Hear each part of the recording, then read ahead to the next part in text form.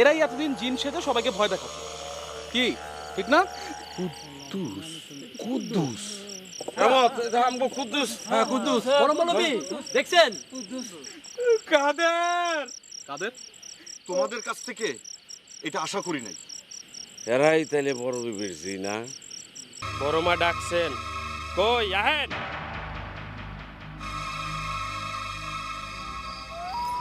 বাবা জি হুজুর। কিরামত জি। ভাবগতি তো ভালো ঠেকতেছে না।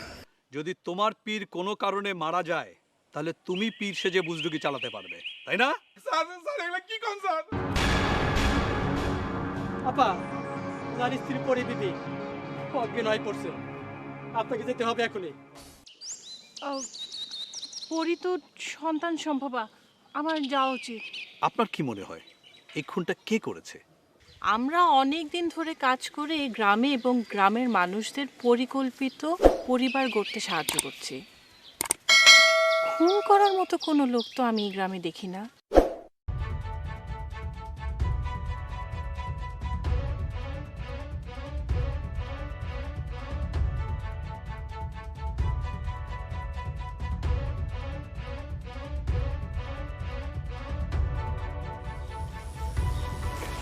আসসালামু আলাইকুম।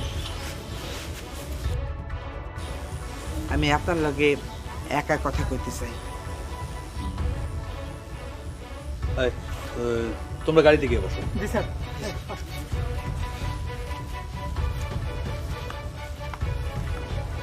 আমি নিশ্চিত মজিদ খুন করছে।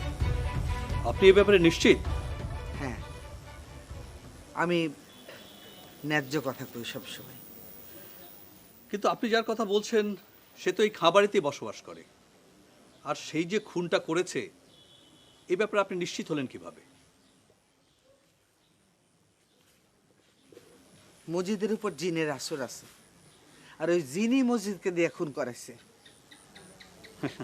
দেখুন, আপনি যেসব কথা বলছেন সেসব তো আইনের ধোপে টেকে না। অবশ্য কেউ যদি মানসিকভাবে অসুস্থ হয়ে থাকে আর সেই অসুস্থতার কারণে বিচিত্র কিছু করে ফেলতে পারে। আমি দেখছি কাল রাইতে ওরে মুসাফিরখানা থেকে বাইরে হইতে, যা করণের ওই করছে। আর লোকমানের ব্যাপারে আপনি কি বলবেন? আমি শুনলাম গ্রামে আসার পূর্ব থেকে নাকি তার সঙ্গে আপনার পরিচয় ছিল।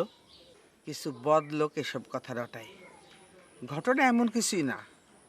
ঠিক আছে, সাসপেক্ট হিসেবে আমরা মজিদকে অ্যারেস্ট করতেই পারি, কিন্তু আপনি নিশ্চিত হলেন কিভাবে যে খুনটা সেই করেছে?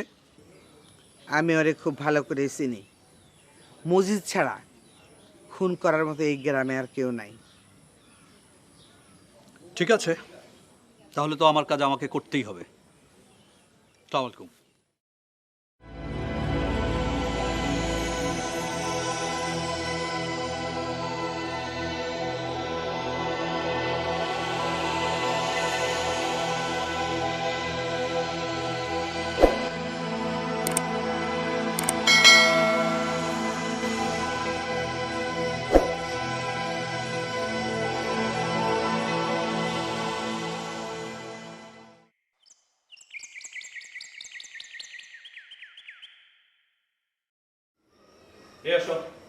ওকে মানিক, ওকে হাজতে রেখে দাও। Okay sir. মোর্শেদ, জি স্যার। তোমরা থানায় থাকো, আমি একটু সেবাগঞ্জ থেকে ঘুরে আসি। Okay sir. ঠিক আছে?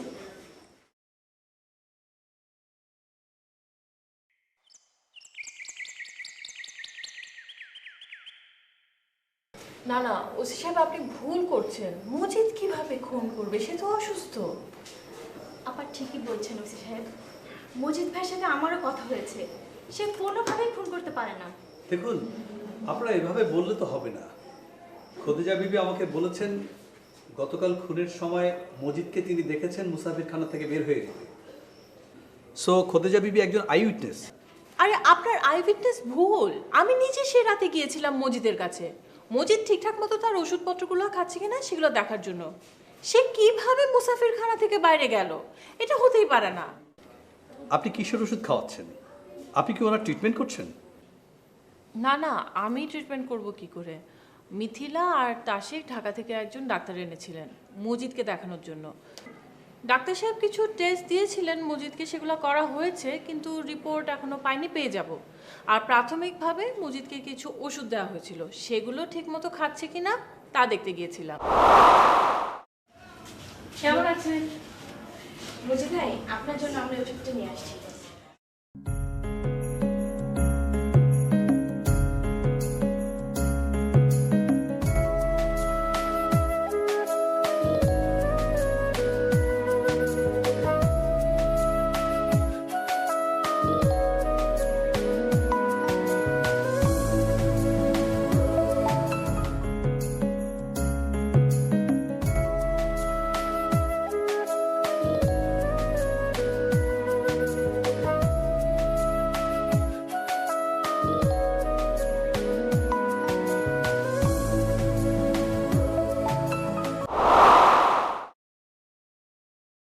ইয়েস, এটাই প্রমাণ করে যে মজিদ ভাই খুন করেনি। এই কথাগুলো এতক্ষণ বলেননি কেন? আমি কি জানতাম নাকি যে আপনি খুনের জন্য আর কাউকে না পেয়ে একটা অসুস্থ লোকের কোমরে দড়ি পরাবেন? সর্বনাশ, এখন তো কেসটা উল্টো হয়ে যাচ্ছে। আমাকে এখন থানায় যেতে হবে। না, আসতে হবে না, আমি একা যেতে পারবো। Thank you.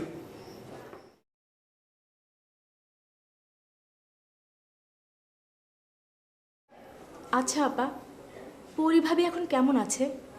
এই অবস্থায় তার গর্ভের বাচ্চাটার কোনো ক্ষতি হবে না তো? পরি এখন ঘুমাচ্ছে। দেখো, এই সময় বাচ্চার সুস্থতার জন্য মায়ের যে পরিমাণের মানসিক এবং শারীরিক সুস্থতার প্রয়োজন, পরির কোনো সুস্থতাই নেই। এই অবস্থায় যেই পরিমাণের পুষ্টিকর খাবার এবং পর্যাপ্ত বিশ্রামের দরকার, পরির কিছুই হচ্ছে না। আর কিভাবে হবে? তার ছোট বাচ্চারই বয়স 1 বছরের কাছাকাছি। তাছাড়া তার রক্ত স্বল্পতা রয়েছে, তার উপর থাকে অন্যের বাড়িতে। আর আমি আগেও বলেছি ওর অনেক রক্ত স্বল্পতা আছে, আমি এ ব্যাপারে অনেক পরামর্শও দিয়েছি। আচ্ছা আপা, এখানে ডেলিভারি হয় তো? আর যদি কোনো ধরনের জটিলতা দেখা দেয় তাহলে আপনারা কি করেন? ধরুন বাচ্চা হবার সময় কারো যদি অপারেশন লাগে? এখানে শুধু নর্মাল ডেলিভারি করা হয়। জটিলতা দেখা দিলে উপজেলা হেলথ কমপ্লেক্স অথবা জেলা মা ও শিশু কল্যাণ কেন্দ্র রেফার করি। ওখানে ডাক্তারের সাথে সাথে অন্য সব ব্যবস্থা সার্বক্ষণিক থাকে। এজন্য এক একজনের কি পরিমাণ খরচ হতে পারে? না না, কোনো খরচ লাগে না, সব সেবা একেবারে বিনামূল্যে পাওয়া যায়। গ্রামের সবাই কি বিষয়টা জানে? আসলে আমাদের FW এরিনা তো বাড়ি বাড়ি গিয়ে সবাইকে বোঝায়। আর আমাদের এখানে যারা সেবা নিতে আসে তাদেরকে আমিও বলি, একটা বাচ্চা হবার মতো গুরুত্বপূর্ণ বিষয়ের জন্য পরিকল্পনা এবং পূর্ব প্রস্তুতি যে দরকার, সেটাই তো অনেকে বুঝতে চায় না। আচ্ছা, পরিকল্পনা বোঝাতে গিয়ে আপনারা কি কি বলেন? এই যেমন ধরেন, বাচ্চাটা কোথায় হবে তার জন্য টাকা পয়সা জমিয়ে রাখা, যানবাহনের ব্যবস্থা রাখা, প্রয়োজনে রক্ত দিতে পারবে এমন কাউকে ঠিক করে রাখা। অর্থাৎ নিরাপদ ডেলিভারির জন্য বাড়ি নয়, সেবা কেন্দ্র হলো উত্তম জায়গা। আর সুস্থ সুন্দর ভবিষ্যৎ চাইলে শিশুর জন্ম নিরাপদ করা সবার আগে প্রয়োজন।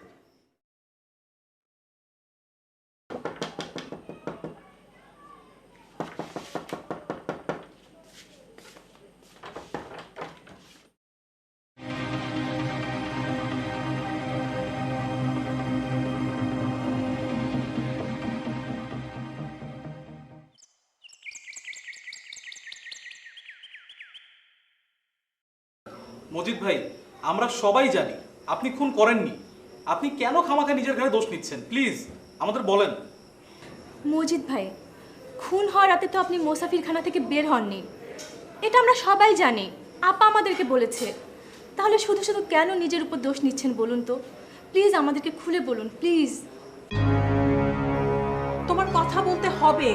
তুমি যদি কথা না বলো তাহলে স্বীকারোক্তির জন্য তোমার ফাঁসি হয়ে যাবে। আমি খুন করছি, আমার তো ফাঁসি হওয়াই দরকার। মজিদ, চুপ করো। আমি তো জানি এখানে খোদেজা বিবি এসে তোমার সাথে কথা বলেছে। তুমি বলো তোমাকে কি বলেছে, আমাকে বলো। মজিদ ভাই, বড় বিবির সাথে আপনার কি সম্পর্ক বলেন প্লিজ।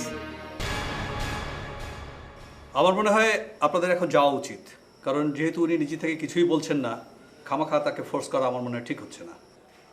না না, আপনি বুঝতে পারছেন না, মজিদের ঘাড়ের উপর একটা ভয়াবহ অপরাধ চাপানোর ষড়যন্ত্র চলছে। তাই যদি হয় তাহলে কে খুনি? কেরামত না খোদজা বেগম, নাকি অন্য কেউ? বোঝা যাচ্ছে না স্যার। মজিদ ভাই কিছু না বললে আসলে ঠিক ক্লিয়ারও হচ্ছে না। আমার মনে হয় অবশ্যই আপনি যদি উচিত মনে করেন তাহলে পরিবিবির জ্ঞান ফেরা পর্যন্ত আমাদের মনে হয় একটু অপেক্ষা করা উচিত। আচ্ছা, হয়তো বা তাই। ঠিক আছে, আপনারা তাহলে এখন আসুন। ঠিক আছে স্যার, আসসালামু আলাইকুম। সেন্ট্রি, ওকে হাজতে নিয়ে যাও।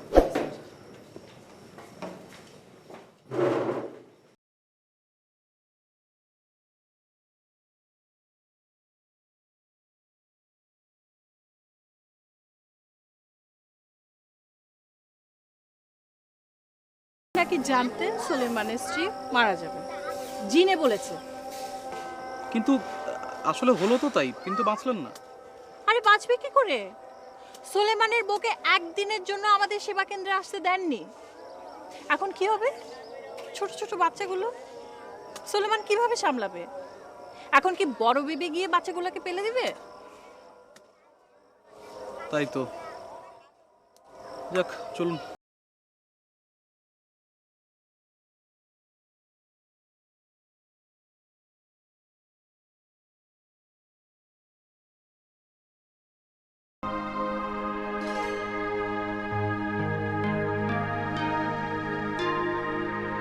আচ্ছা সখিনা, তোমার কি মনে হয় যে মজিদ ভাই খুনটি করেছে? আপা, কেউ যদি আমার টাকার বস্তায় নাও কয় মজিদ ভাই কাউরে খুন করতে পারে, আমি জীবনে বিশ্বাস করবো না। ওনার মতো লোক কাউরে খুন করতে পারে না। কিন্তু উনি নাকি পুলিশের কাছে স্বীকারোক্তি দিয়েছে যে খুনটা উনিই করেছে। আপা, আপনার আমি একটা কথা কই, কাউরে কইবেন না কোন? বলো, কি বলবে? সোলেমানরে আমার ঠিক বিশ্বাস হয় না। মানে কি? হ্যাঁ, লোকমান ফকির একদিন আইছিল বড় মার সাথে দেখা করার জন্য। সেই দিনই সোলেমানের সাথে লোকমান ফকিরের বিরাট কাইজা হয়। আমি আড়াল থেকে সব কিছু শুনে ফেলাইছি। দেখা শুনে আমার একটুও ভালো লাগে নাই, কারণ সোলেমান লোকটা একটুও ভালো না। এ যে কখন কি করে ফেলে সেটা বলা খুবই মুশকিল। তার দ্বারা সব কিছুই সম্ভব। কি বলছো তুমি এসব? তাই বলে লোকমানকে খুন করবে? সোলেমানরা দেখে আপনার কি মনে হয়? সে কি কাউরে খুন করতে পারে না? জানি না, আমি কিচ্ছু জানি না। আমার সবকিছু কেমন জানি এলোমেলো হয়ে যাচ্ছে।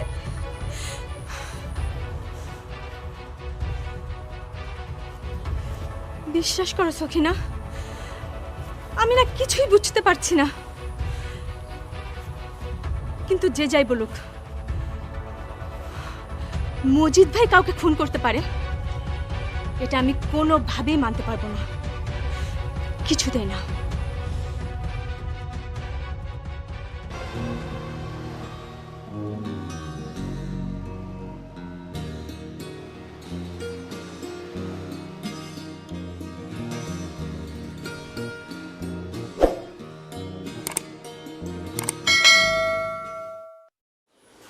আম্মা, আপনি গ্রামে এসব কেন করছেন? এই খাবারের একটা সম্মান ছিল। আপনি জানেন, আপনার এই জিন ভূতের কায়কারবার আমি পছন্দ করতাম না বলে ঢাকা পড়ে থাকতাম। আমি আবার কি করলাম? আপনি কি করছেন এখনো বুঝতে পারছেন না? আমার লগে এইভাবে কথা বলার সাহস তুই পাইলি কোত্থেকে? আমি আপনার সন্তান আম্মা, সেই জন্যই সাহস পেয়েছি। আমার মায়ের সম্মান নষ্ট হলে আমারও নষ্ট হয়। এসব কথা তোর বউ তোরে কইছে না? আপনি কেমন মানুষ? এখন নিজের বৌমাকে দোষ দিচ্ছেন। সারা গ্রামের মানুষ আপনাকে ছিছি করছে। আমি কাউকে মুখ দেখাতে পারছি না, লজ্জায় আমার মাথা কাটা যাচ্ছে। তাহলে এক কাম কর, বৌমারে লয়ে তুই ঢাকায় যা। আমি তো তোর এখানে রাখতে চাই না।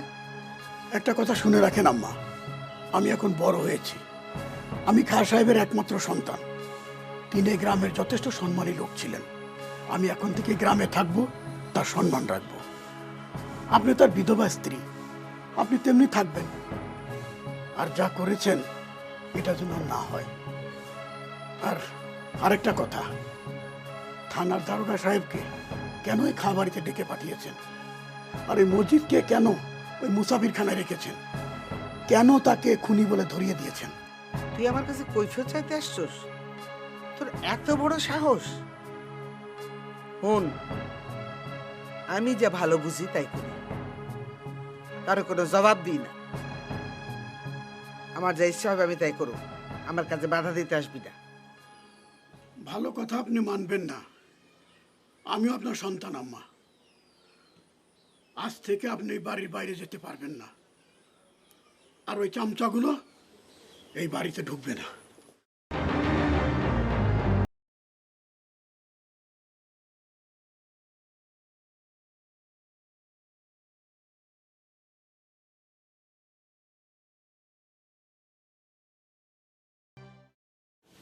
কত? আবার 57 কেজি। আচ্ছা আচ্ছা, আপনি একটু বসেন। হ্যাঁ, এটা তো আপনার দ্বিতীয় বাচ্চা। প্রথম বাচ্চা যেন কত বড়?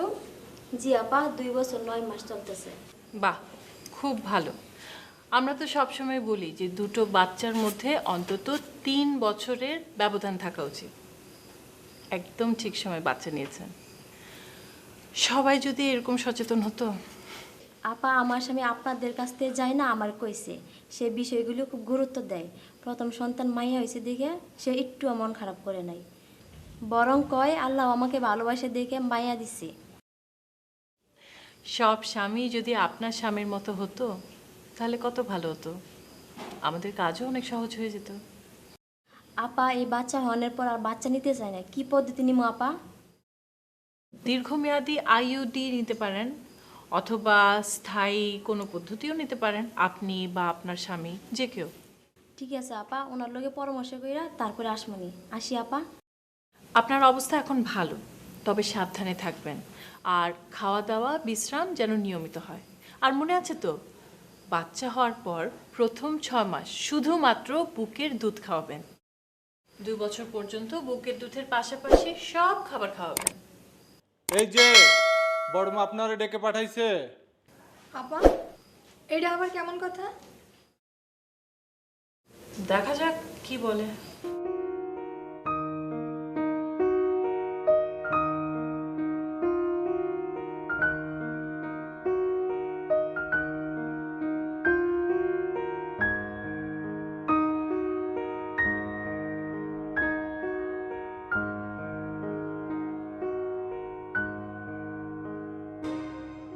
জোরে চাপ দে না, হাঁটুর যে কি ব্যথা, উফ, আর তো ভালো লাগে না। কি রে, তোর মুখটা এমন বেজার কে? বিষয় কি? হ্যাঁ, কি হয়েছে? ওটা কি কয়? মাঝে মাঝে অনেক কান্দে বড় মা, কয় তারে বাড়িতে যাইতে দিতে। অহন না, সময় হলে যাইব।